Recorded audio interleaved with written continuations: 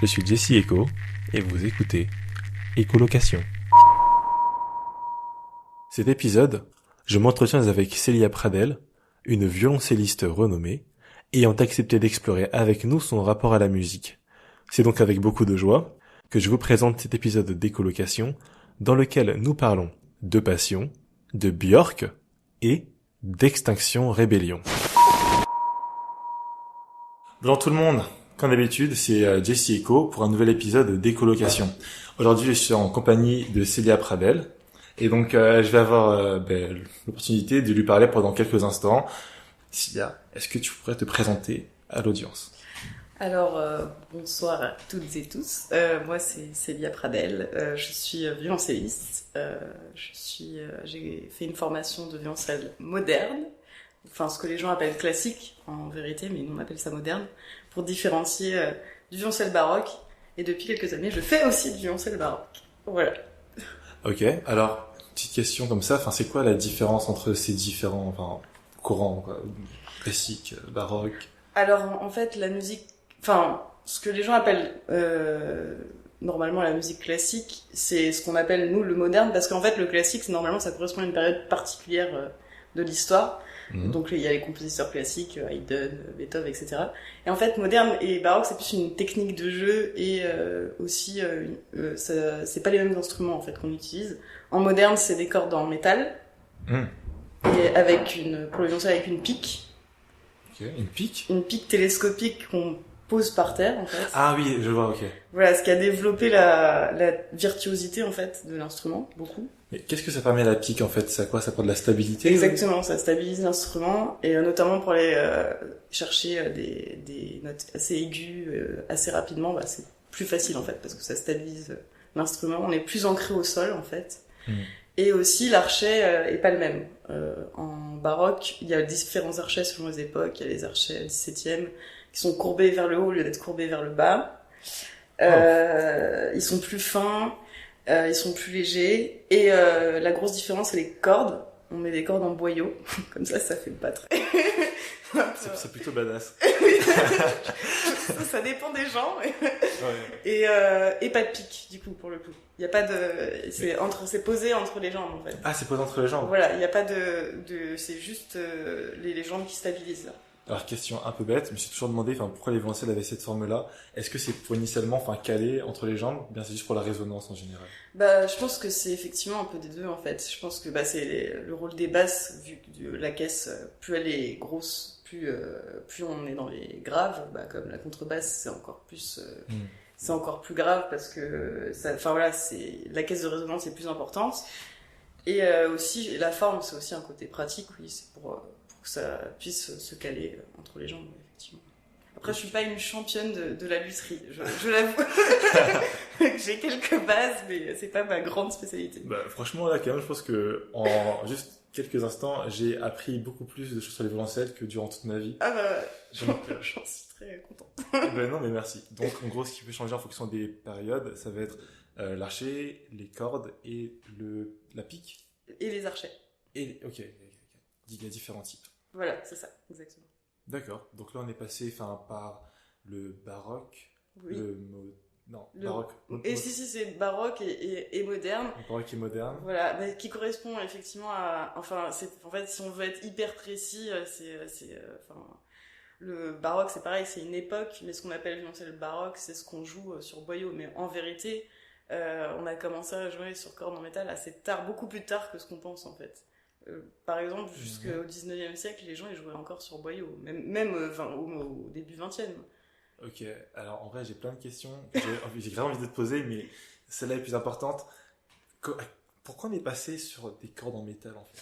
Parce que les boyaux c'est très capricieux, moi j'adore ce son, il y a beaucoup plus d'harmonique, c'est une résonance qui est plus brute en fait. Et le métal, ce que ça permet, c'est de stabiliser un peu tout ça, et aussi ça bouge beaucoup moins, parce que les cordes en boyau, ça bouge beaucoup. On dit un peu que les baroqueux, ils passent plus de temps à s'accorder qu'à jouer, et c'est pas tout à fait faux, quoi, parce que c'est très sensible au changement de température, et du coup, dans certains répertoires, ça peut être vite embêtant de devoir s'accorder toutes les 30 secondes, quoi. Ok. Donc voilà, ça permet une certaine stabilité de la corde. Bon, super intéressant. Non, super intéressant. Donc là, on a parlé beaucoup de musique classique qui est plus complexe que ça. Oui. C'est juste une période. C'est ça. Je retiens. Maintenant, j'aimerais te poser une question peut-être un peu plus générale. Qu'est-ce que tu as écouté en musique récemment, genre? Récemment? Ouais. Alors moi, je suis une grande fan de FIP. Ah. J'écoute FIP un peu en boucle parce que ce que j'aime bien, c'est qu'il n'y a pas de pub. Ok. Et bon, ça c'est le côté pratico-pratique. J'aime bien écouter d'autres choses que quand je travaille, parce que en fait, pour moi, quand j'écoute de la musique toute la journée chez moi, mais quand j'écoute quelque chose pour me détendre, j'écoute pas les choses que je bosse, parce que en fait, sinon je suis je me mets dans un mode un peu travail, quoi. Alors directement. voilà, c'est ça. Alors que quand j'écoute FIP, bah il y a plein de choses qui passent, et en plus il y a des choses aussi que, il passe du baroque d'ailleurs sur FIP, entre autres. Okay. Mais c'est hyper éclectique, quoi. Il y a de tout. Et moi, j'ai vraiment grandi dans un truc où on n'écoutait pas forcément du moderne, très peu. Enfin, même quasiment pas. Moi, mes parents sont pas du tout musiciens. Et du coup, je pense que j'aime bien ça, quoi. Donc, FIP, il y a un peu de tout. Et il y a beaucoup de choses très différentes. Donc, c'est un peu difficile de dire quelque chose que j'écoute en particulier en ce moment. En ce moment, j'écoute vraiment beaucoup la radio. Ok, la radio. Parce que ça me permet aussi de me laisser porter par les choses. Mais pour le travail en ce moment, souvent aussi, j'écoute ce que je vais jouer. Mais là, je me mets plus en... Tu passes vraiment en mode concentration, voilà. Tu analyses. Exactement. Ça me permet de me rendre compte de là où il y a des trucs où il faut travailler, là où il y a des choses où nous on dit... où on va jouer à poil, quoi. D'un coup, on entend que... c'est imagé, mais c'est vraiment ça. D'un coup, où à un moment, on n'entend plus que le pupitre de violoncelle, donc là, il va falloir le bosser, ce passage, quoi. Ah, ok, donc là, c'est ça, en gros, tous les regards sont un peu sur toi, quoi. Voilà, c'est ça, c'est le moment où il faut pas se planter, et là, tu te dis, tiens, cette mesure-là, il va falloir vraiment la bosser, et en ce moment, du coup, c'est une vie de héros de Strauss, que je vais jouer à la Philharmonie en décembre. Wow, félicitations. Avec l'orchestre pas toute seule. Ah mais c'est incroyable. Attends, une vie de... Une vie de héros. Une vie de héros. De Strauss.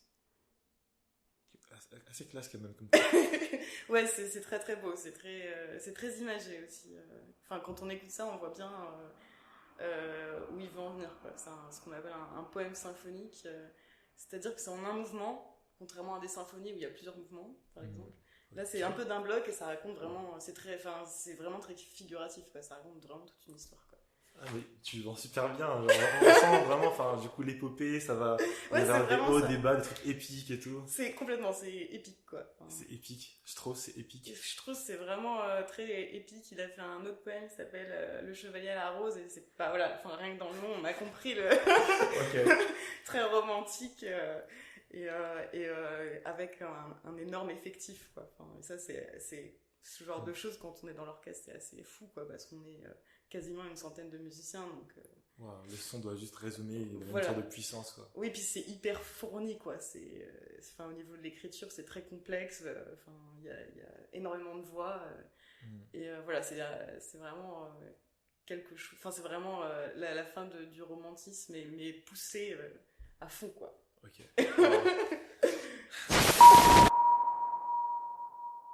Attends, Célia, là tu m'as parlé du romantisme des compositions de Strauss, mais un peu plus tôt tu évoquais le fait que tu n'avais pas forcément grandi dans une famille qui était très fan de ce genre de musique-là.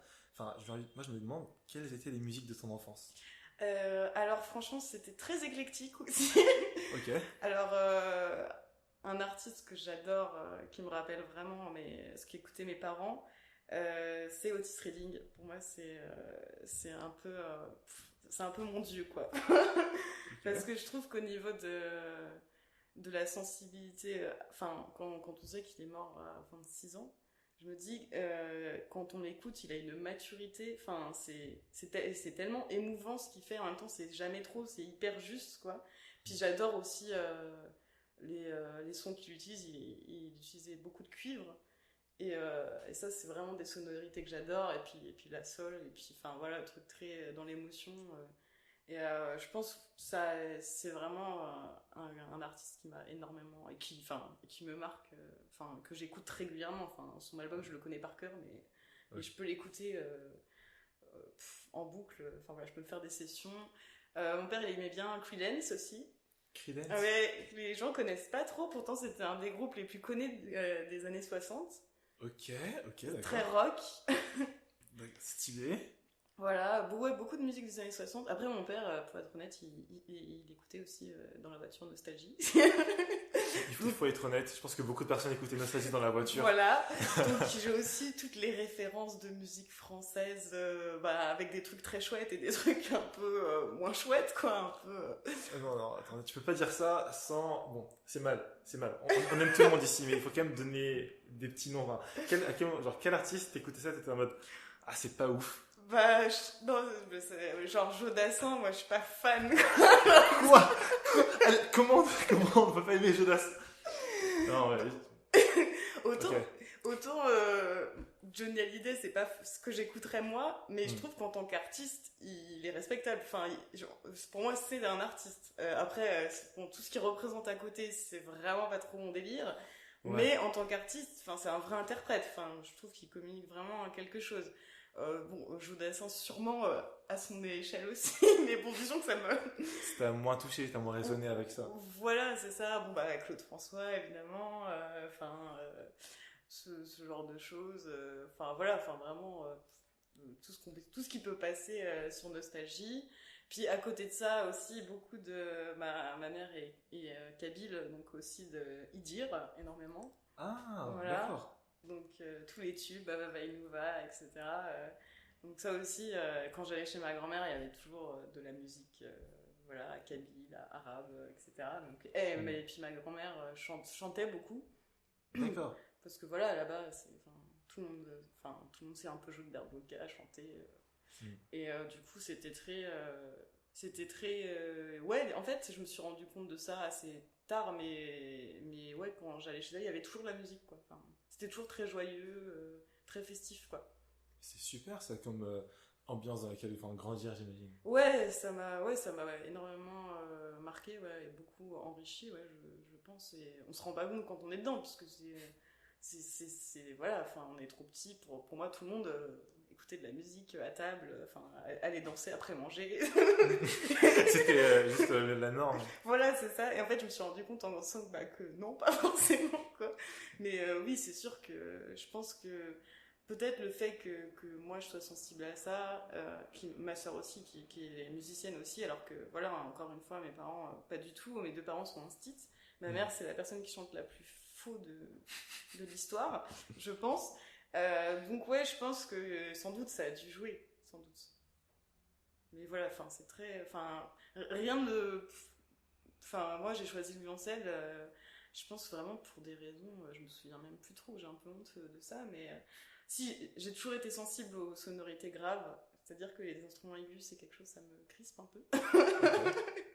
Dans l'orchestre, je peux trouver ça très beau, mais disons que je pourrais pas en jouer d'un instrument aigu. Je pense que si j'avais pas fait du violoncelle, j'aurais fait du basson, du cor ou de la guitare basse, mais pas de la flûte, quoi, par exemple. Non, t'avais besoin, tu préfères ces couleurs, c'est, je sais pas pourquoi j'ai pensé à des couleurs chaudes, mais ils sont un peu chauds, en fait. Ouais. Bah si, parce que le violoncelle, c'est la même tessiture que la voix humaine. C'est pour ça que les gens sont souvent assez sensibles au violoncelle, c'est vraiment les mêmes tessitures que la voix, donc forcément...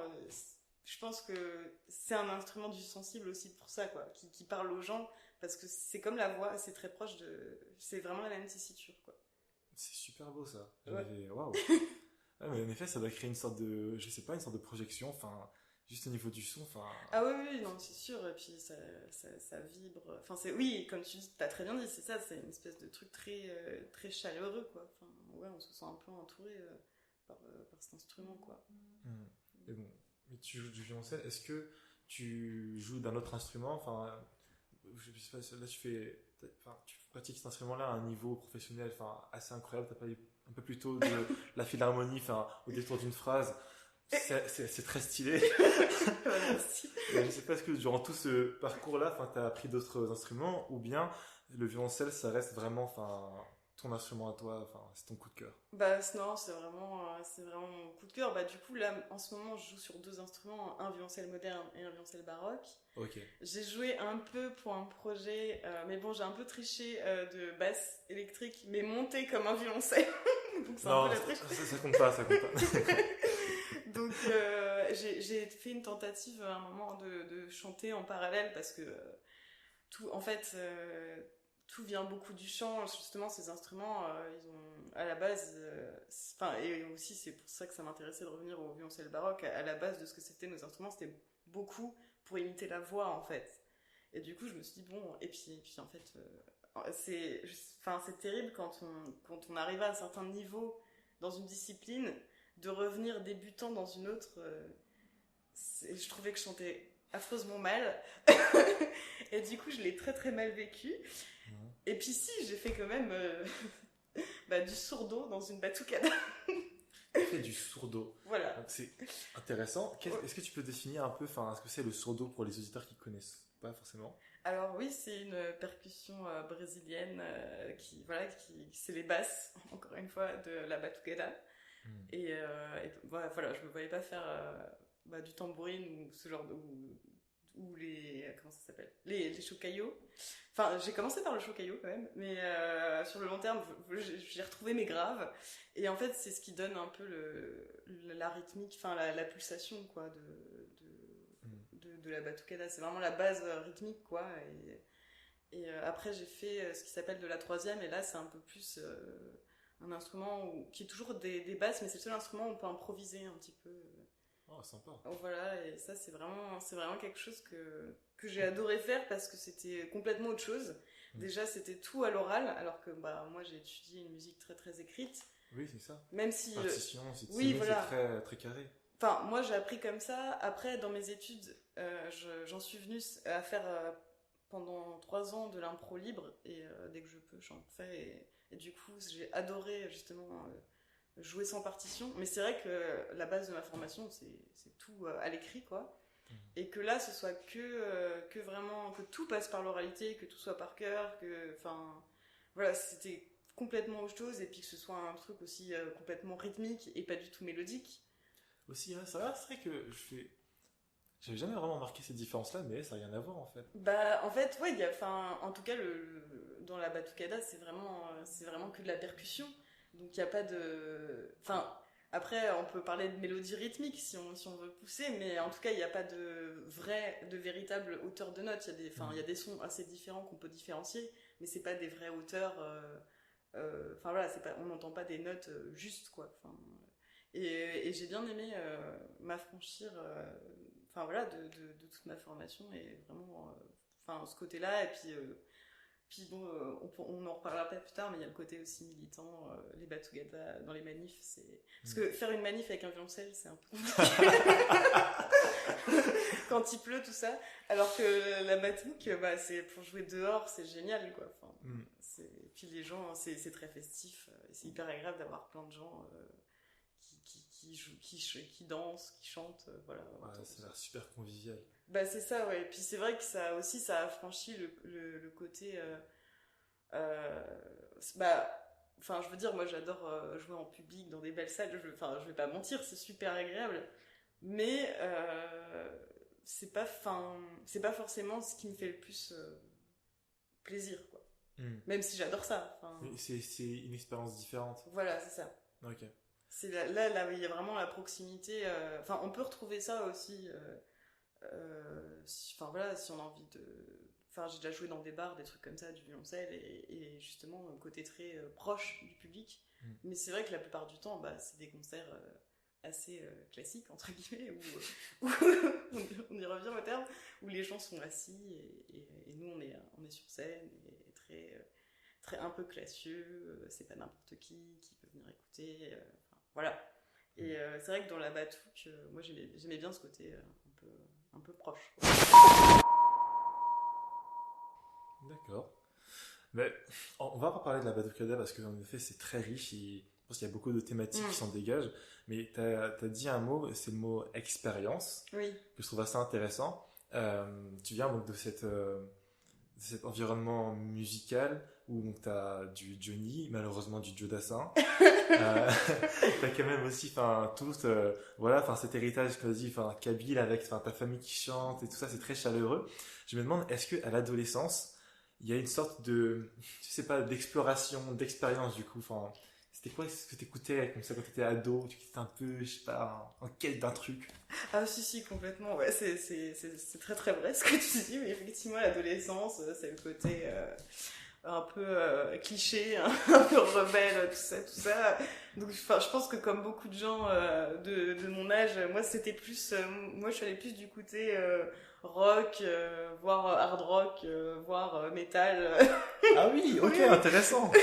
Moi, j'écoutais avant que ce soit, parce que maintenant ça a changé, c'est plus du tout ça, mais j'écoutais beaucoup genre Oui FM, où c'était vraiment ouais, des trucs, enfin je sais pas, Slipknot, Marilyn Manson, Sum Wow. 41, enfin voilà, Offspring, j'ai beaucoup écouté quand j'étais plus jeune, donc ouais, où Hmm. j'étais un peu en mode pseudo gothique, tout ça. Et, ah, là, je suis curieux parce que, enfin, tu me dis, tu me parles des groupes, tu me parles de la radio, et moi, je pense un peu à ce truc-là, en mode, enfin, le métal, comme beaucoup de courants musicaux, c'est un peu une sorte de culture à part Ouais. entière. Est-ce que t'avais aussi le look qu'elle a avec? Ouais, j'avais un peu le look, ouais. Enfin, je pense que j'avais l'impression d'avoir vachement le look, mais je pense que ça restait assez, assez gentil en vrai. Ah, Mais je voulais me teindre les cheveux encore plus noirs, alors que je suis déjà quand même très brune. Ma mère m'a dit, mais ça va pas où. Et enfin, oui, voilà, enfin, je me lissais les cheveux parce que, voilà, pour moi, le cliché, c'était les gothiques avec les cheveux tout lisses, ouais. machin. Et ouais, donc j'étais vraiment ouais, complètement un peu dans le cliché. J'avais des Vans, Hmm. des t-shirts avec des flammes, tout ça. Mais c'est super. Désolé, mais là, on est à la maison, on est, ok, ouais. Je sais pas trop, mais ouais, c'était assez drôle, ouais. Enfin, oui. Ok. Hmm. Euh, je sais pas, ça m'évoque beaucoup de choses. Je me demande, enfin, t'avais déjà ces moments en famille qui étaient super chaleureux, mais là, peut-être avec quand tu grandis, tu gagnes un peu en indépendance. Est-ce que c'est une période à laquelle, enfin, t'as pu faire des concerts, t'as pu voir des groupes? Ouais, oui, je suis allée voir des groupes. Après, moi, j'ai jamais été très très fan des gros concerts où il y a beaucoup de monde parce que déjà je suis petite donc je vois rien Hmm. quand on est debout et puis j'aime, enfin, ouais, quand il y a trop de monde, ça peut, et que tout le monde est un peu sous. Enfin, en fait, en vérité, j'ai un souvenir assez, ce qui m'a un peu traumatisé à la fête de l'humain quand j'avais 17 ans. Voilà, et je voulais voir Offspring, et en fait, j'étais dans un état tellement d'ébriété avancée que j'ai pas pu, que je l'ai pas vu. Donc les gros concerts comme ça, c'était pas forcément mon truc. Après, à l'âge de 16 ans, il y a un concert pas du tout gros, enfin pas du tout en extérieur ou quoi que ce soit, très classique encore une fois, qui m'a beaucoup marqué. C'est quand j'avais 16 ans, ma mère m'a payé une place pour aller voir Yo-Yo Ma. Voilà, Oh, wow, ok. enfin en plus enfin c'était très particulier parce que enfin voilà, moi mes parents sont instituts, moi j'ai grandi à Stein dans le 93, on vivait, enfin c'est pas pour faire misérabiliste, c'était vrai, on vivait en HLM, etc. Et ça, enfin voilà, d'acheter une place pour Yuma, ça représentait pas rien à cette époque-là pour ma mère qui venait de se séparer, etc. Et du coup, ça m'avait vraiment beaucoup ému, quoi. Parce que bon, déjà, c'est un musicien extraordinaire, et puis d'avoir cette chance. Et puis j'étais allée toute seule parce qu'elle pouvait pas. Enfin, là, ça fait vraiment Cosette, mais c'est pas du tout l'image que je veux donner. En fait, j'y suis allée toute seule parce qu'elle pouvait pas prendre deux places, quoi. Mais c'était aux Champs-Élysées. Donc ouais, là c'était fou, quoi. C'était vraiment un concert, ça m'a énormément ému. Je me souviens même de ce qu'il jouait. Il jouait Haydn en ré, donc un concerto, voilà, qui est un peu un incontournable du répertoire de violoncelle. Et ouais, c'est vraiment un concert où là je me suis dit bon, là j'ai vraiment envie de faire ce métier là, quoi. Enfin, je veux dire, pas forcément d'être soliste international, hein, faut pas. mais je me suis dit que j'aimais vraiment enfin voilà, que ça devait être ma vie, quoi. Enfin, Ok. C'était juste un moment charnière comme ça. ouais, parce que avant c'était enfin, comme je suis arrivée à ça vraiment un peu par hasard, juste parce que il y avait un petit conservatoire à Stein. Enfin voilà, quand les parents mettent les enfants à des activités, enfin, c'était un peu, enfin, c'était pas voulu entre guillemets que je fasse ça de ma vie, quoi. C'était juste, ah bah, il y a un conservatoire, c'est sympa de faire découvrir la musique à ses enfants, et puis il se trouve que ça m'a plu, et que à partir de ce moment-là, là, je me suis dit que ouais. Enfin, j'avais vraiment envie que ce soit ça, ma vie, quoi. Wow. Mais enfin, quand on vit un concert aussi puissant, avec autant de symbolique aussi derrière, pas seulement sur scène, mais aussi de l'autre côté, avec la famille qui est derrière et tout ça, enfin, qu'est-ce qu'on ressent quand, je sais pas, enfin, pour la première fois, on se retrouve sur une grande scène? Ah bah, c'est chouette que tu me poses cette question, parce que la première fois que j'ai joué à la Philharmonie, c'était l'année dernière. C'était en septembre dernier, et du coup, j'ai invité ma mère. Et non, j'étais hyper émue, parce que, ouais, vu tout ce que ça a représenté, parce que c'est très, enfin, là, c'est vrai qu'on a parlé, enfin, je t'ai parlé beaucoup de joie, etc., mais s'il y a un aspect très très dur dans ce milieu-là, surtout quand on maîtrise pas les codes, qu'on vient un peu de nulle part, c'est très élitiste, la musique classique. C'est très, ça s'arrange, enfin, j'ai bon espoir que ça s'arrange avec les nouvelles formations, etc. Mais il y a un côté un peu marche ou crève, quoi. Il y a un côté, si t'y arrives pas, c'est tant pis pour toi, quoi. Et du coup, il y a eu des moments très, très, très durs. Et il y a eu plein de moments où, très honnêtement, moi j'ai voulu laisser tomber parce que c'était trop, quoi. Je m'en suis pris trop plein la figure. Et où on se sent jamais complètement à la hauteur. Moi j'ai eu beaucoup le syndrome de l'imposteur parce que bah, j'avais des amis qui se débrouillaient beaucoup mieux, qui avaient leur diplôme beaucoup plus tôt, qui étaient dans des meilleures écoles. Et du coup, j'ai été hyper complexée pendant très très longtemps. Et puis, vraiment, il y a eu deux ou trois fois où je me suis dit, je vais tout arrêter parce que j'en peux plus. Donc, c'est vrai que du coup, le fait de jouer à la Philharmonie en septembre de l'année dernière, j'ai un peu réalisé tout le parcours, et en plus, on m'aurait dit ça une semaine avant, j'y aurais pas cru, quoi. Donc, j'avoue, ouais, c'était assez incroyable. Je vais pas mentir. En plus, en plus, c'était une œuvre assez, voilà, un peu, c'était pas du Strauss, c'était du Malheur, mais c'est pareil.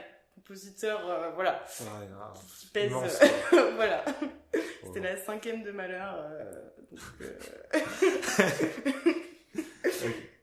donc voilà, donc c'était assez. Et puis en ouverture, c'était le prélude de Lohengrin de Wagner, et c'est magnifique ce truc. Enfin, c'est vraiment, ça a pleuré, quoi, cette musique.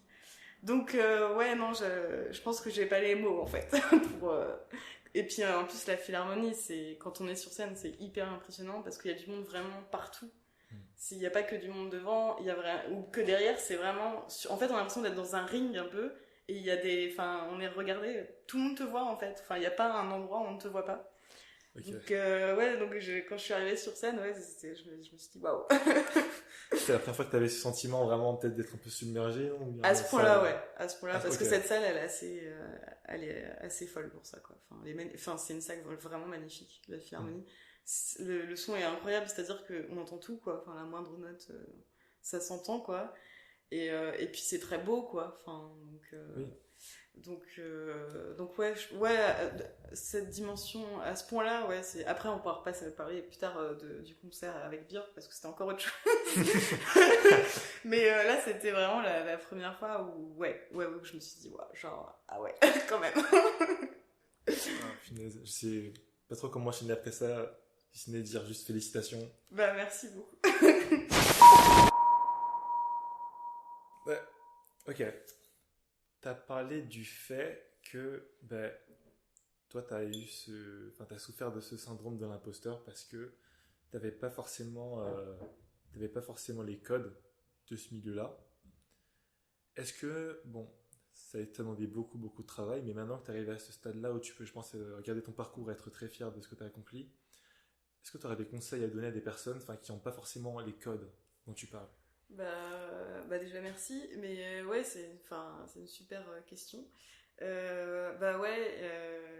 En fait bon ça va être un peu peut-être cucu ou quoi, mais c'est la vérité. Enfin c'est-à-dire qu'il faut pas lâcher l'affaire quoi. Enfin même s'il y a des gens qui te disent en gros tu vas jamais arriver, parce que moi on me l'a dit hein, mais vraiment moi j'ai déjà eu un jury et puis j'avais 12 ans quoi, j'avais pas 30 ans quoi, qui m'a dit en gros des violoncellistes tu sais il y en a des millions, genre en fait laisse tomber quoi, enfin Mais c'est quoi cette violence? Genre à ah 12 oui ans, quoi. ah oui non mais en fait il y a un côté très frontal dans ce milieu-là, parce qu'on est tout seul avec son prof, donc c'est une relation hyper particulière, parce que vraiment c'est un face à face.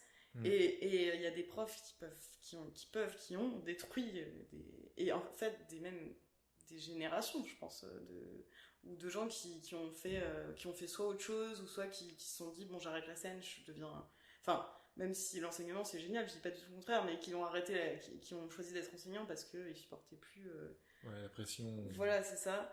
Et oui, le conseil que j'aurais donné, c'était vraiment à partir du moment où on bosse et qu'on est vraiment passionné par ce qu'on fait, bah faut pas laisser tomber, parce que enfin il y a toujours des chemins différents qui existent, et même si on essaie de nous faire croire qu'il y en a qu'un qui est possible, bah c'est pas vrai, sinon je serais pas là vraiment.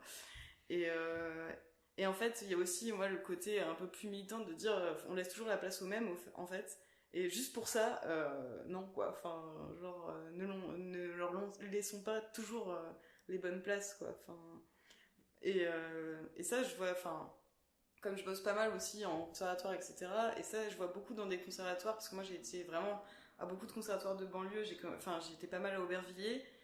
Et ce que je trouve génial, c'est qu'au début, dans les premiers cycles, etc., c'est vraiment des gens d'Aubert, quoi, enfin des gamins d'Aubert. Et puis plus le niveau monte, plus moins on en voit en fait, et plus encore une fois, c'est toujours les mêmes. Enfin, il y a qu'à voir les gens dans un orchestre, quoi. Enfin, voilà, on va pas se mentir, quoi. Okay, enfin, ouais. Et il y a cette espèce de tri qui se fait petit à petit. Ça, je trouve ça terrible en fait. Enfin, je trouve ça, et je pense que ça aide pas aussi à renouveler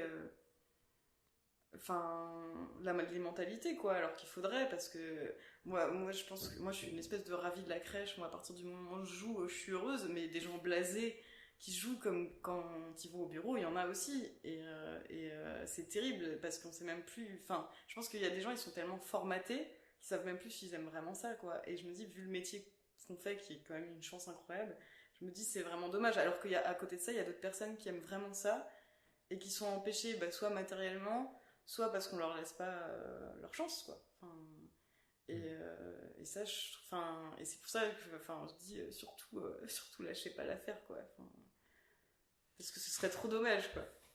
Ouais. C'est un super conseil, et c'est assez incroyable de voir en fait tout ce que ça brasse en fait. Parce que comme tu le dis, ça met le doigt sur quelque chose de plus profond quoi. Le fait que les orchestres, ça a toujours cette aura, je sais pas, musicien professionnel, c'est quelque chose d'incroyable, mais finalement, quand on vient, comment dire, quand on a un œil extérieur sur ça, on sait assez peu sur ce que traversent ces personnes-là, on sait assez peu sur le fonctionnement de ce milieu-là. Et quand tu dis ce truc-là en mode, toi c'est une passion, c'est un truc qui te fait vibrer, comme les cordes, haha. Mais d'autres personnes y vont comme au travail. C'est un peu comme si un mythe se cassait pour moi. Bah oui, je sais, mais c'est terrible, parce que moi je suis comme toi, c'est-à-dire que pour moi c'était inimaginable de penser qu'à un moment on puisse être blasé de ça. Après évidemment, je veux dire, quand on fait 6 heures de répète dans la journée, évidemment qu'il y a des moments où on est fatigué, je veux dire, on est des êtres humains, donc je veux dire qu'il y a des moments où on est un peu moins dedans parce que on a la tête farcie, c'est normal. Mais je veux dire, oui, c'est plus le côté moi qui parfois me fait très très peur, c'est de voir des gens qui ont même plus envie d'être là, alors qu'ils font ce métier-là voilà, qui est incroyable, et qui encore une fois par rapport à plein d'autres gens est génial quoi. Et c'est vrai que moi aussi je suis d'accord avec toi, parce que moi aussi j'ai pu tomber de haut en me disant mais c'est pas possible, enfin, ça m'a fait super mal parce que vu tous les sacrifices que ça demande, toute la dureté par laquelle on est passé, parce que vraiment c'est dur, quoi. Enfin, y a un côté très compète, enfin dans le moderne beaucoup, parce que bon, on pourra peut-être reparler du baroque, mais c'est pas du tout le même état d'esprit, et moi c'est aussi ça qui me plaît là-dedans. Mais dans le moderne, il y a un côté très compète, il faut toujours être le meilleur, quoi. Et je me dis, bah, tous ces sacrifices pour arriver et quelque part plus savoir pourquoi on le fait, bah ouais, il y a un côté qui est terrible. Après, c'est pas la majorité des gens, heureusement, mais il y en a quand même, et ça c'est un truc, bah, je sais pas comment on peut en arriver là. Enfin, moi je pense que j'en serai jamais là, vu comment j'ai bataillé pour y arriver, mais et puis vu comme j'aime ça surtout, parce que aussi c'est sûr qu'ils ont bossé, hein, c'est pas le problème, mais c'est vrai que ça, ouais, je suis d'accord avec toi, moi aussi ça m'a fait un peu tomber des nues, quoi. Je me suis dit, mais comment c'est possible, quoi. Enfin, c'est tellement fou de se dire, on arrive, enfin moi à chaque fois que je commence une session d'orchestre, quand je pose mes fesses sur le siège et souvent on commence par ce qu'on appelle filer le morceau pour voir ce qui tient pas. Enfin, moi à chaque fois je me dis, waouh, c'est trop bien, quoi. C'est quand même dingue, c'est toujours donc ce même sentiment-là qui t'habite à ce moment-là. Ah ouais, complètement. Est-ce que ce sentiment-là t'habitait aussi quand t'étais sur scène et que devant toi t'avais Björk? Là, c'était... là, on est passé dans la 5e dimension. Parce que... bon, déjà... bon, après, pour être très honnête, moi, je l'ai vu que sur scène, Björk, quasiment. Okay. C'est-à-dire que je l'ai quasiment pas vu... Déjà, c'était très rapide. C'est-à-dire qu'on avait une journée de répète. Et après, on avait 2 concerts. Mais on n'avait qu'une journée de répète. Et il fallait, pour préparer... le délai. Ouais, c'est ça. Bah, en fait, elle était en tournée européenne, je crois. Et du coup, voilà, c'était... ils avaient très peu de temps, quoi. Et puis en plus, elle connaît ça complètement par cœur, quoi. Mais bon, déjà, il y a la journée de répète. Bon, on était avec le chef, etc. On se dit, bon... Déjà, les accompagnements étaient très, très beaux. C'est-à-dire que c'est pas quelqu'un qui a fait ses accompagnements, c'est elle qui a fait les accompagnements. Moi, je pensais qu'il y allait avoir, tu sais, un peu une boîte à rythme ou une batterie. Et en fait, non, on était 30 cordes, ou 32, c'est-à-dire 10 altos, 10 violoncelles, 10 violons et 2 contrebasses. Et c'est tout. C'est-à-dire, il n'y avait pas du tout d'autres instruments. Il n'y avait pas de vent, il n'y avait pas de percus. Ouf. Et franchement, ces arrangements sont super beaux. Et donc, il y a eu la répète. Bon, tu commences un peu à réaliser parce que tu rentres dans l'univers et tout. On l'a vu 3 minutes avant le premier concert, parce que c'est vrai qu'on avait on a eu la chance à Paris d'avoir 2 dates, alors que dans les autres villes, elles faisaient qu'une date. Donc, j'avoue que pour nous, c'était assez royal, parce que la première fois, tu comprends tellement pas ce qui t'arrive que t'as pas trop le temps de réaliser, quoi. Et c'est vrai que, bon, on l'a vu 3 minutes avant, elle nous a dit bonjour. Et moi, j'étais là, genre, je me disais, putain, il y a à 1 mètre de moi, il y a Björk. Genre, c'est trop bizarre, quoi. Genre, qu'est-ce qui se passe? Mais je me souviens, quand j'ai reçu le mail, je l'ai lu 20 fois, genre, mais vraiment, on va jouer avec Björk. Je me suis dit, oh, ça se trouve, on va jouer sa musique, mais sans elle, quoi. Enfin, ah, d'accord, ok, donc on fait les morceaux, c'est ça, parce que j'aurais trouvé ça très cool déjà, mais là, j'ai fait, genre, non, mais vraiment, on va vraiment jouer avec Björk. Et en plus, c'est 5000 places, la scène musicale, c'est la grande salle. Donc, c'est hyper impressionnant. Et puis, c'est vrai que, par exemple, à la Philharmonie, c'est quand même beaucoup, même si la Philharmonie, il y a un côté quand même assez accessible, les places sont pas trop chères, etc. Mais on va pas se mentir, c'est quand même un certain public, quoi. Ouais, tout de même. Alors que Björk, voilà, c'est de la variette, donc t'arrives sur scène, les gens ils crient et tout. Donc t'es là genre waouh. Je me suis dit, tu peux vite devenir fou, en fait. Je pense que tu peux vite te prendre pour Dieu quand t'as 5000 personnes qui sont là. Ouh. Et ça, je trouve que c'est presque flippant, moi. C'est pas forcément le truc enfin, je veux dire, c'était très cool, mais je trouve qu'il y a un rapport un peu bizarre, quoi. Et en plus, c'est très mis en scène, c'est-à-dire que même s'il y avait, je veux dire, il y avait des lumières, etc., mais c'était pas non plus, c'était assez intimiste finalement, mais par contre, elle, avec ses costumes et tout, quand elle arrive, on dirait vraiment la déesse qui descend des cieux, et puis en plus, enfin, je veux dire, au niveau vocal, c'est hyper impressionnant, quoi. Enfin, je veux dire, c'est complètement dingue. Et du coup, la première représentation, bah, on avait très peu répété, donc j'en ai profité, mais en fait, encore une fois, je réalisais pas. Et puis en plus, on était un peu stressés, quoi, parce que bah, t'as pas envie de mettre des trucs à côté, hein. Ah, tu veux juste, enfin, joue bien. Exactement. Okay. Parce que en plus, on était 10 avec des micros, on faisait des parties séparées. Donc enfin voilà, si tu fais n'importe quoi, clairement on t'entend. donc la première fois, ouais, je me suis dit genre waouh, qu'est-ce qui s'est passé? Et la deuxième fois, bah c'était voilà, là j'en ai vraiment profité parce que je connais, enfin parce qu'on l'avait déjà joué. Et ouais, enfin c'était vraiment ça, c'est sûr que celui-là je l'oublierai pas, quoi. Mais c'est vrai que ce regard aussi, et dont on n'a pas l'habitude quand même, parce que le côté star, là c'est, enfin je veux dire, Björk c'est quand même une star. Ah non, oui, là on est voilà, sur un monument, je pense, de l'histoire. Voilà, sur du très très lourd, et quand tu vois les gens au premier rang qui la regardent comme si, bah voilà, encore une fois, comme si c'était Dieu, c'est assez particulier quand même. Non, c'est étrange, mais assez ouf quand même. Ouais, t'as ce moment-là dans ta vie. Okay. Non, oui, celui-là, je l'ai bien gravé. Il va me tenir chaud encore pendant quelques temps, je pense. Je sais pas, enfin, quand j'ai appris ça, moi, c'est aussi un peu ce que je me demandais. J'étais vraiment dans cette sorte de stupeur en mode, quoi? Il y a des gens qui ont joué avec cette idole? Ok, d'accord. Mais après, c'est un peu, en seconde pensée, mais est-ce que, enfin, pour toi, ça représentait un objectif de carrière? Alors, bah, en fait, non, parce que je l'aurais jamais imaginé. Ok, d'accord. Et après, et aussi, en toute honnêteté, c'est pas le monde dans lequel j'évolue le plus. C'est-à-dire, ça m'est arrivé, hein, de faire des enregistrements pour des trucs. J'ai un copain qui est contrebassiste jazz, et on a déjà fait un enregistrement pour lui. Donc, des univers différents, j'en ai fait. Mais c'est vrai que, bah, c'est pas forcément le monde dans lequel j'évolue professionnellement le plus souvent. Donc du coup, non, je me suis pas dit mon but c'est de jouer avec Björk. Mais puis enfin voilà, puis je veux dire, même le dire maintenant, ça me fait toujours bizarre. donc non, mais j'avoue que c'était vraiment un super moment, quoi. Enfin, après, moi j'aime bien aussi le côté intime. Enfin là je continuerai toujours l'orchestre parce que j'adore ça, que j'aime beaucoup le côté où on fait partie d'un tout, quoi. Mais à côté de ça, j'ai des projets aussi beaucoup plus dans des formes beaucoup plus petites, et ça j'aime beaucoup aussi parce que on met beaucoup plus en jeu sa personne, sa personnalité.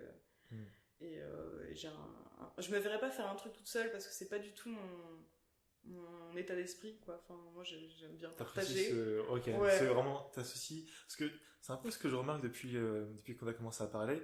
Très souvent, enfin, quand tu parles de musique, c'est souvent cette expérience de groupe, en fait, de communauté. Ouais, oui, c'est vrai que moi c'est un truc, voilà, le partage, c'est hyper important pour moi, et même à une échelle beaucoup plus petite, bah voilà, comme je disais tout à l'heure, là, je fais un duo en violoncelle baroque, on est deux du coup, et du coup voilà, on voit la personnalité de chacune, mais en même temps on est quand même deux, quoi. Enfin, et c'est vrai que ça m'intéresserait pas de faire quelque chose vraiment en solo, parce que c'est pas du tout mon état d'esprit, quoi. Moi j'aime le côté collaboratif, en fait, c'est un truc qui me plaît, et puis d'échange aussi, parce je pense qu'on s'apporte des choses énormément, enfin à partir du moment où c'est un autre, ça apporte forcément des choses différentes, et c'est ça que, enfin, moi je trouve ça super enrichissant. Enfin, c'est mon point de vue, c'est très subjectif, quoi, mais oui, effectivement, je ne me verrais pas arriver toute seule sur scène, quoi. Enfin, je pense que ça m'intéresse pas trop. Ça t'intéresse pas trop? Non, enfin, non. Je pense que c'est pas, ça me correspond pas, en fait, quoi. Ok. Est-ce que ce sont ces valeurs-là, comment dire, finalement, enfin, cette vision de la musique, enfin, qui t'a amené ultimement à participer à cette Batucada, enfin, liée à Extinction Rébellion, où là, il y a toute une symbolique aussi, quand même, derrière. Bah ouais, je pense que c'est un tout, c'est-à-dire que oui, moi enfin voilà, j'ai pas envie de jouer toujours pour les mêmes déjà et vraiment que, enfin je veux dire dans l'idéal tout le monde devrait avoir accès à ça en fait. Et du coup, la Batucada et le côté militant d'Extinction Rebellion, bah oui, c'est assez lié parce que voilà, enfin, Extinction Rebellion, c'est la défense de la nature, etc. Mais c'est pas la défense de la nature pour soi, quoi.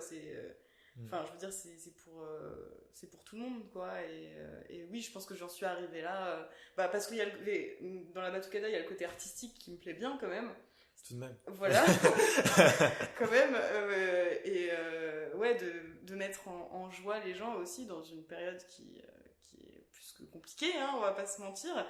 Et je trouve que c'est important aussi parce que je pense qu'on arrive plus à mobiliser par la joie que par la tristesse, même si quand on arrive à Extinction Rebellion, quand on fait le bilan, c'est on n'a pas trop envie de rigoler, quoi. Ah.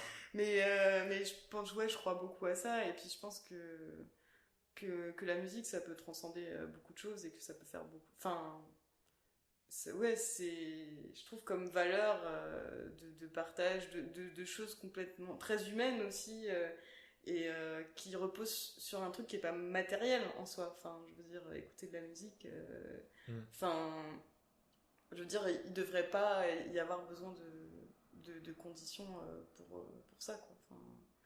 Enfin, c'est quelque chose, quand il y a eu le confinement, on a été quand même reconnu comme non essentiel. Et moi, je pense que plus on est dans des périodes assez compliquées, assez sombres, plus le côté sensible de l'être humain, enfin, plus c'est important, au contraire, quoi. Et ouais, je pense que c'est pour ça aussi que je le relie au militantisme, quoi. Ouais, mais c'est super beau.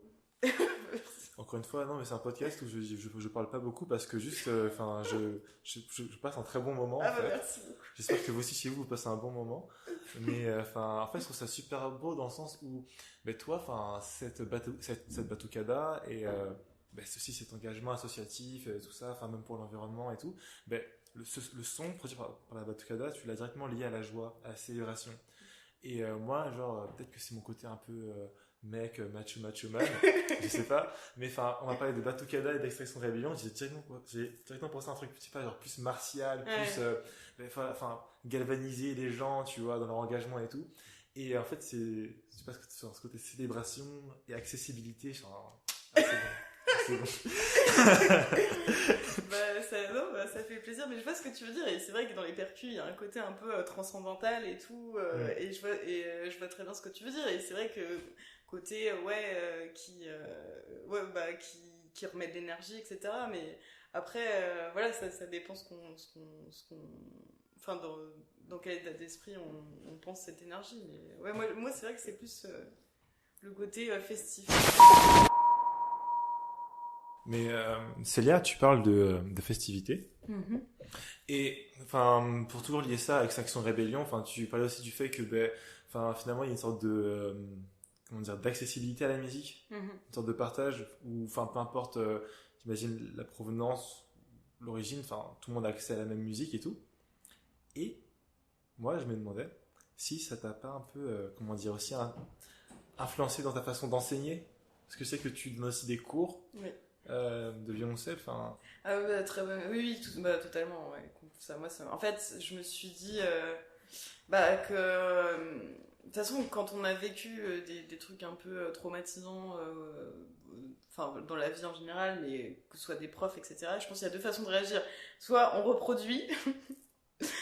Et moi, ce que je voulais surtout pas, soit on sort de surtout pas reproduire ce qu'on a vécu comme traumatisme. Et ouais, j'essaie vraiment enfin, j'espère que je le fais, mais ouais, pour moi, c'est hyper important de pas du tout réutiliser ces mécanismes-là, quoi. Enfin, parce que je pense que ça détruit les gens. Et puis, je pense que même si on va pas parler de façon froide et pragmatique, à part des gens qui sont formatés à ça et qui ont les codes, etc., je pense que c'est une très mauvaise façon d'apprendre en plus. Enfin, je pense que tu progresses 10 fois plus vite, si on te dit que tu vaux quelque chose et que c'est bien et que évidemment qu'il faut que tu bosses et tout, enfin je veux dire c'est respectueux les gens de leur dire que c'est pas facile, qu'il faut travailler, mais en les encourageant quoi, enfin en leur disant mais tu vas y arriver quoi, enfin et c'est sûr que tout ce que j'ai vécu ça a énormément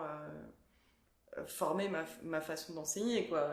Moi je me suis dit mais même je me suis pris des taquets là-dessus parce que moi j'ai passé donc mon diplôme d'état en même temps que mon diplôme de musicien professionnel là ça s'appelle, et je me souviens d'un truc qu'on m'a dit parce qu'on avait des profs, c'était un peu des vieux de la vieille, enfin moi c'était à Dijon, j'ai fait un peu le sup à Dijon, et je me souviens d'une des formatrices qui m'avait quand même sorti ah bah en tout cas toi c'est pas la bienveillance que t'as travaillé, mais bon si tu voulais être conseillère d'orientation.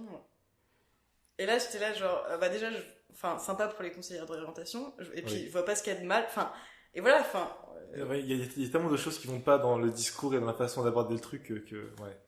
Et en fait ce que j'ai trouvé terrible c'est que elle, que ce soit une vieille je ne dirais pas le mot voilà pour rester poli, je me suis dit bon c'est une génération ils ont enfin voilà ils ont vécu des choses ils ont eu que des enseignants comme ça etc. Bon pourquoi pas, c'était leur modèle qui se soit figé là-dedans ok, mais en fait moi ce qui m'a le plus choqué c'est que c'était une séance où on était en groupe et que des gens de mon âge aient absolument pas réagi quoi, enfin et pas dit genre non mais en fait c'est complètement déconnant ce que vous êtes en train de dire quoi. Et ça, j'ai trouvé ça terrible parce que je me suis dit, bah, si les jeunes profs continuent de reproduire ça, bah, on n'a pas fini, quoi. Et je trouve que c'est vraiment, c'est hyper dommage parce que il y a tellement de gens qui pourraient faire ce métier-là et qui seraient heureux là-dedans et qui le font pas parce que soit on les détruit, ou alors qu'on leur donne pas l'opportunité financière d'avoir un bon instrument, enfin. Et ouais, il y a plein de choses malheureusement qui vont pas dans l'enseignement de la musique quoi. Enfin, on va pas se mentir. Enfin, et ça avance, mais pour moi ça avance pas du tout assez vite quoi. Enfin... C'est ça, quand tu dis que au moment où cette prof, cette enseignante t'a fait cette remarque-là, les gens de ton âge n'ont pas vraiment réagi. Enfin, du coup, est-ce que maintenant que tu es vraiment dans, j'imagine, la partie un peu active de cet enseignement, enfin c'est toi qui donnes les cours et tout, est-ce que tu as le sentiment de toujours détonner parmi les professeurs dans ta pédagogie? Bah, ça dépend de quel professeur on parle. Après, moi j'ai des amis proches qui ont vécu un peu les mêmes choses que moi, qui ont mal vécu les mêmes choses que moi, et qui du coup on se retrouve complètement là-dessus, et on se dit ça on n'a pas du tout envie d'être comme ça, et qui sont très bienveillants justement, tout en étant exigeants, parce que de toute façon pour moi ça fait partie de la bienveillance d'être exigeant, sinon si on s'en fout c'est... Enfin voilà, d'être laxiste c'est facile, hein. Mais du coup ça dépend, donc des gens de mon âge avec qui je me retrouve complètement, il y en a quand même heureusement, mais après c'est sûr que pour la génération d'avant c'est sûr que bah oui on n'a pas du tout la même façon, la même vision des choses quoi. Ouais. Clairement c'est voilà, encore une fois c'est à la dure, et puis si ça te convient pas tant pis pour toi quoi, enfin... Ouais, c'est ça, qui est un peu triste. Enfin, j'en parlais un peu avec Alexandre, mais donc, tous les deux, on s'est connus à travers le solfège. Et ensuite, on est juste restés amis parce que, il est plutôt cool en vrai. Mais assez jeune, je faisais du violoncelle. Ah, mais je savais pas, tu m'as pas dit. C'est un petit cachot. Eh oui, complètement. Mais non, mais parce que c'est un souvenir qui est assez nuancé dans le sens où, comme toi, je pense à l'époque, je découvrais un peu des instruments et j'avais vraiment cette curiosité pour le violoncelle. Donc, je l'ai fait quelques temps, je pense. Quelques mois, voire même une année. Et plus j'avançais dans cet entraînement et tout ça, moi je me sentais accompagné, je me sentais pas vraiment entendu par mon professeur. Et j'ai fait une sorte de transfert envers le violoncelle en mode c'est juste que c'est pas pour moi et que voilà, tu vois. Et donc j'ai coupé, j'ai arrêté, et puis après j'ai enchaîné et tout ça. Je suis un enfant heureux, je suis content, machin, je fais des podcasts que j'aime bien avec des gens cool, mais ouais, c'est terrible, ça aurait pu être évité. Bah oui. Quoi. Ouais, et puis malheureusement, mais t'es pas du tout le premier à me faire part de ça, et je trouve ça vraiment, voilà, encore une fois, je trouve que c'est vraiment du gâchis, quoi, parce que ce serait fait différemment, il y aurait plein de gens qui continueraient à faire de la musique, quoi.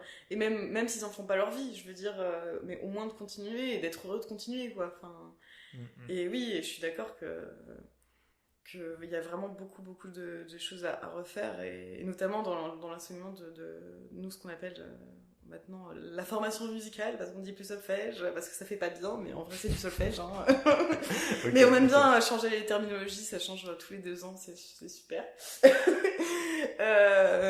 Ouais, et à ce niveau-là, c'est vraiment pas dingue du tout.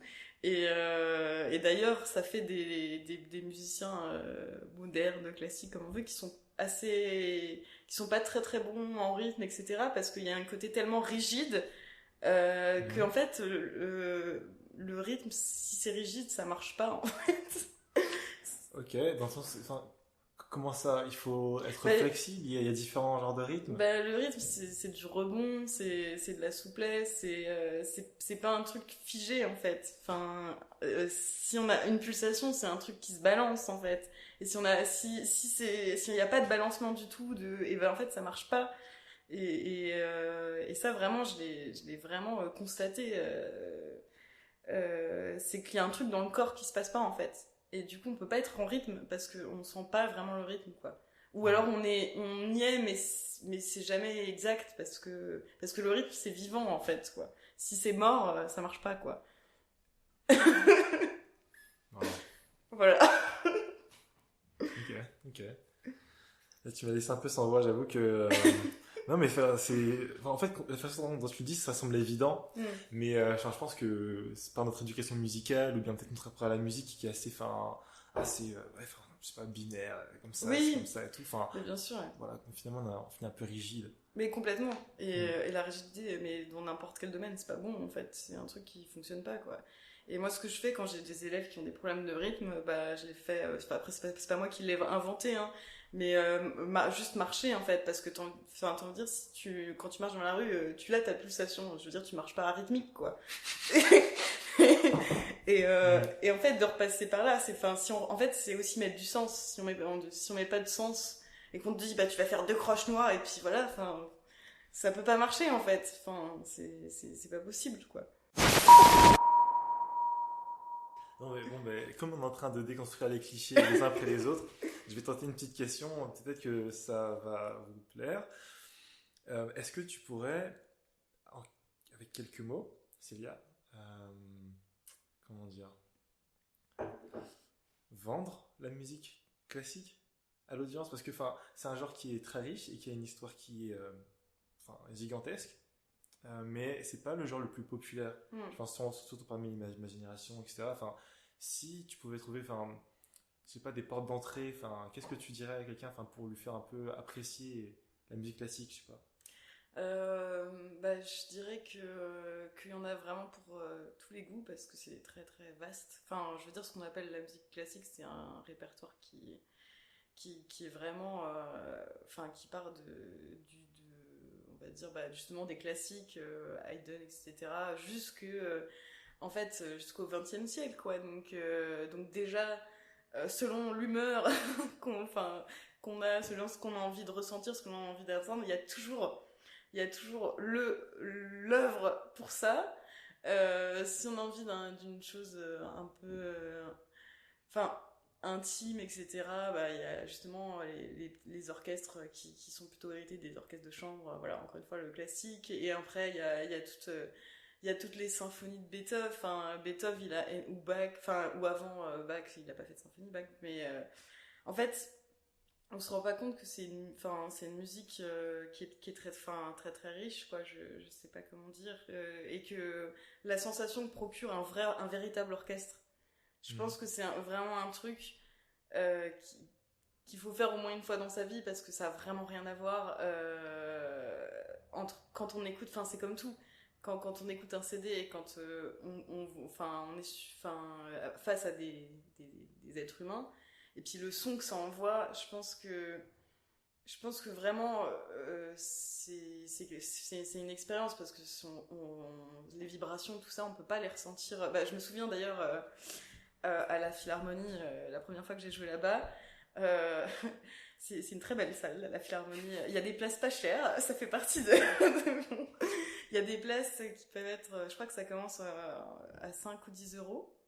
Et vraiment, ça vaut le coup parce que la salle est magnifique, que ça sonne bien. Voilà, je fais la pub pour la Philharmonie, je vais leur demander des sous à la fin. Et je me souviens, on finissait, je sais plus quel mouvement, sur un do. Donc do, c'est la note la plus grave pour le violoncelle. Et c'est pas la note la plus grave que la contrebasse, mais c'est quand même, ça reste quand même très grave. Leur do, il est une octave en dessous de la note. Ok. Et en fait, ça ronflait tellement tous les violoncelles et les contrebasses ensemble qui faisaient ce do que ça faisait vibrer vraiment le parterre, quoi. Wow. Et vraiment, et ça, cette sensation-là, vous pouvez pas l'avoir chez vous, quoi. Donc déjà pour ça, ça vaut le coup. Je vous conseille. Donc ton argument, c'est venez sur place, on fait trembler les salles de concert. Exactement. Et puis aussi parce que ce serait cool pour nous Bah ouais. de voir des jeunes générations qui ont vraiment envie d'être, enfin même si c'est pas forcément facile d'y être, mais en fait juste de jouer pour vous déjà, ce serait super cool parce que moi jouer pour des vieux mondains, c'est pas ce qui me fait le plus plaisir, surtout que on sait même, enfin je pense qu'il y en a qui aiment la musique, mais je suis pas sûre que tous ce soit le cas. Je pense qu'il y a un côté aussi très parce que ça fait bien, quoi. Ouais. Et je pense que si vous venez, c'est pas parce que ça fera bien. Et là, je vous retourne un peu le truc, du coup. Et que, ouais, enfin, je sais pas comment dire, à part que, enfin, ça procure vraiment des sensations qu'on retrouvera pas dans d'autres musiques, qui seront pas moins bien dans d'autres musiques, mais qui seront différentes, en fait. Parce que le son des cordes associées au bois, associées au percus, enfin, voilà, c'est vraiment une espèce de mélange qui a été pensé depuis des siècles et des siècles, et que selon quel moment de l'histoire de la musique qu'on choisit, c'est une façon différente aussi d'aborder ce mélange-là. Ok. Et que avec l'époque qui va avec, enfin quand on arrive au 20e, il y a des trucs qui sont influencés au 19e ou de l'industrialisation, etc. Et ça se ressent dans la musique, enfin donc tout est perméable, quoi. Et rien que pour ça, enfin c'est assez fou parce que c'est un peu aussi une espèce de témoignage historique. Enfin c'est ce qu'ils écoutaient, enfin et ouais, je pense vraiment que ça vaut le coup. Wow. Ok, ça fait beaucoup d'arguments positifs. Bon, tant mieux. J'avoue qu'au début j'étais un peu sur ma réserve, c'est super bien, c'est sûr que ouais, mais bon, je sais pas s'il me verrait vraiment comme ça écouter pendant longtemps la musique classique. Et là, enfin, tu as parlé un peu du fait que ça élargit juste en fait notre éventail, j'imagine, Exactement. de musique et tout ça, et enfin. Ouais, puis même d'imaginaire sonore, enfin je pense que ouais, enfin moi j'ai plein d'amis qui ont fait de la musique quand même et qui sont plus musiciens et qui écoutent pas ou plus vraiment de classique, et il faut que je les traîne parfois quand je leur dis bonjour, comme mon ami, ils viennent quand même, et en fait je pense qu'avant de venir ils ont un peu la flemme d'y aller qu'ils ne le disent pas forcément. Mais au ressortir, je pense que ils sont toujours contents d'être venus parce que vraiment l'orchestre, c'est vraiment une sensation particulière quand même. Enfin là je parle vraiment plus des grandes salles, etc. Après évidemment il y a des choses il y a de la musique de chambre, mais c'est encore autre chose. Mais je pense que quand même, si on n'est pas hyper motivé à la base, je pense d'aller voir un concert d'orchestre. C'est une bonne piste parce que il y a plein de couleurs, il y a plein de choses qui passent quand même. Et même si, ça peut être toujours intéressant le contexte, etc. Mais même si on y va juste comme ça, on se pose pas trop la question de ce qu'on va écouter, juste de se laisser porter, je pense qu'on passe toujours quand même un bon moment. Ça, j'en doute pas trop. Ok. Wow. Bon ben. Ok, c'est bon. J'ai envie de passer des bons moments. Moi. Ah, très bien. Parfait. Bah, attends, après là, regarde, t'as parlé, parce que on parle, t'as parlé de la philharmonie, de la scène musicale, de Batucada même, enfin, bref, de bar et tout, enfin, t'as joué dans beaucoup de lieux différents, et je me demandais, donc oui, enfin, quel est le lieu le plus insolite dans lequel t'as pu jouer de la musique? Alors dans un squat en Italie. Waouh. Ok. Dans le fin fond des Pouilles. Enfin le fin fond, non, c'était à Bari. Mais oui, parce que je pense que... Enfin, tu disais, ouais, est-ce que tu détonnes et tout. C'est vrai que dans ma formation, dans là d'où je viens, oui, j'ai l'impression que je détonne pas mal et que du coup, les gens avec qui je peux jouer ou ce que je peux faire, ça peut aussi... Enfin voilà, Soit ils sont attirés par toi, soit ils sont moins oui, c'est ça. fans de ton univers. Oui, oui, exactement, parce que oui, quand même, je pense que enfin des gens qui ont mon parcours, il y en a pas beaucoup. Enfin moi, voilà, encore une fois, j'ai quand même grandi à Stein, etc. Stein, c'est quand même, enfin, c'est particulier, quoi. Et j'ai très bien grandi là-bas, hein, c'est pas du tout le problème. Mais enfin, je pense que ça fait aussi qu'on a une ouverture sur le monde qui est pas forcément la même, quoi. Enfin, et dans les, ouais, j'ai joué dans les Pouilles dans un squat pour un projet qui euh, qui était, en fait, on venait tous du classique. Enfin, on avait tous des formations de conservatoire, mais par contre, on faisait pas, enfin, on sentait que c'était très empreint de ça parce que c'était la musique comme assez écrite, mais aussi beaucoup de choses venant du répertoire populaire italien, parce que le batteur était italien, la chanteuse n'était pas italienne, mais parlait couramment italien, enfin voilà, était vraiment immergée dans cette culture.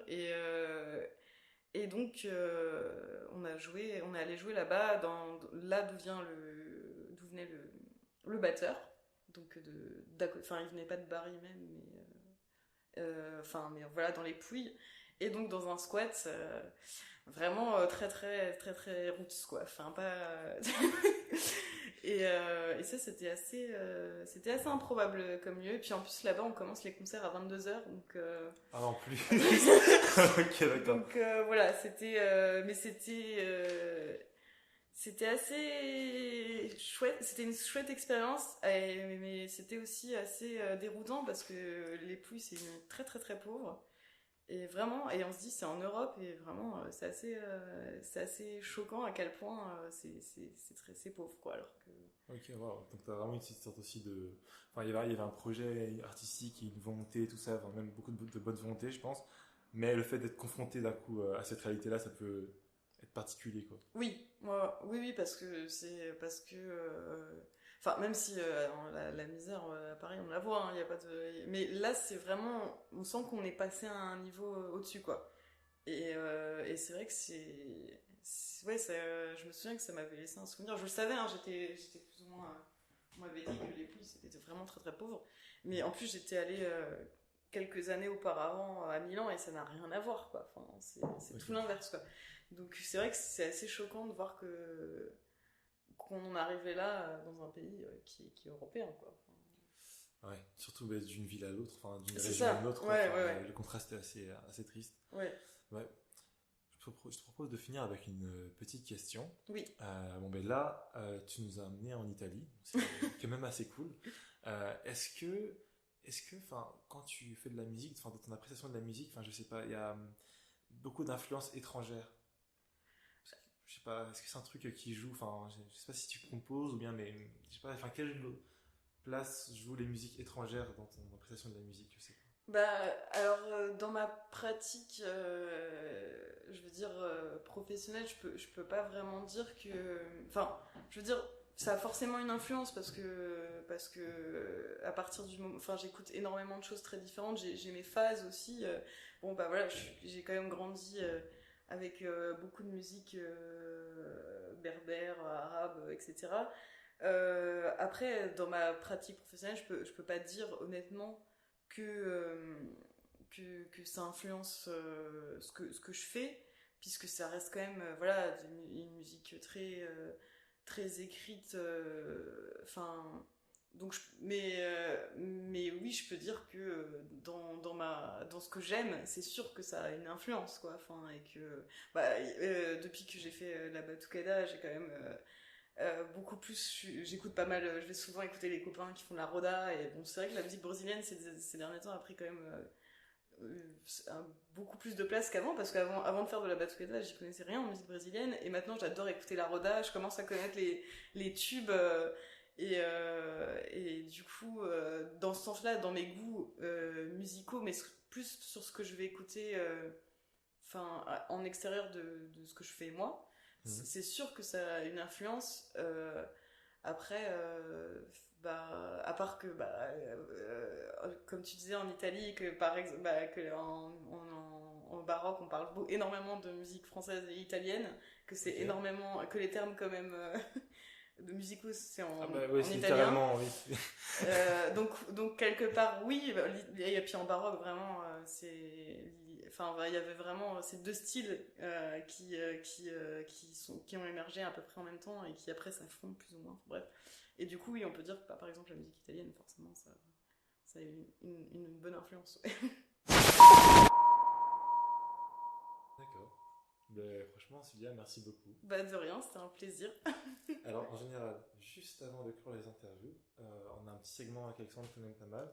Ça s'appelle, merci beaucoup Alexandre, ça s'appelle le karaéko. Ouais. Alors, le karaéko, c'est simplement un karaoké inversé. Oula. C'est-à-dire que je vais te donner des paroles, ouais, et que tu vas essayer de, si tu peux, t'inquiète, deviner la musique. Ok. Est-ce que tu te sens prête? Non. Mais c'est pas grave. Je stresse, je panique un peu. Ce serait pas drôle sinon. Ce serait pas drôle en effet. Alors, je tente.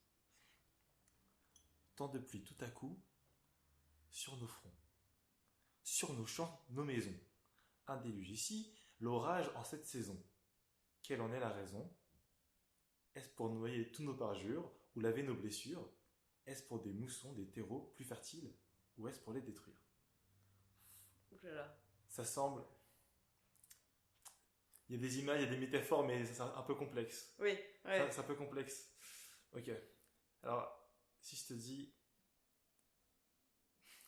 la première syllabe du nom de l'artiste. Vas-y. En tant qu'indice, ok. Id. Idi. C'est du dire. Écoute, je connaissais assez peu, mais bon, j'ai la chance d'avoir un coloc qui est kabyle. D'accord. Donc des fois, tu me l'aurais mis en kabyle, j'aurais... En kabyle, c'est beaucoup plus simple. Non, mais c'est super intéressant, moi. Je sais pas. Ah, c'était pas fait, c'est pas là en fonction de... C'est en fonction de ce que tu as dit. Ah, c'est ça, oui. Okay. Complètement en fonction de ce que tu as dit. Alexandre a été ultra réactif. Il va envoyer le truc en 2-2 et tout. Mais ouais, c'est toujours intéressant dans le karaéko d'avoir juste le sens de musique qu'on est habitué à entendre dans une langue étrangère. Oui, c'est clair. Surtout que moi, je comprends quelques mots, mais malheureusement, je parle pas kabyle. Mais je repère quelques mots, mais oui. Et puis, la musique de Idir, c'est très lié à la poésie, quoi. Ça s'entend. Bon, beaucoup d'amour à Idir et à toute son œuvre. Ah ça. Célia, merci beaucoup. De rien, c'était vraiment chouette. Yes. Au revoir tout le monde et puis à très vite. Ainsi s'achève cet épisode d'écolocation, enregistré avec la participation de Célia Pradel. Mes remerciements vont à Alexandre Adam, réalisateur de l'émission, ainsi qu'à vous pour votre écoute. Si vous avez apprécié l'épisode, n'hésitez pas à nous le dire dans les commentaires ou tout simplement en le partageant autour de vous. Retrouvez l'ensemble de notre actualité sur écolocationpodcast.com et surtout, retrouvez-nous dans un mois pour une nouvelle transmission d'écolocation.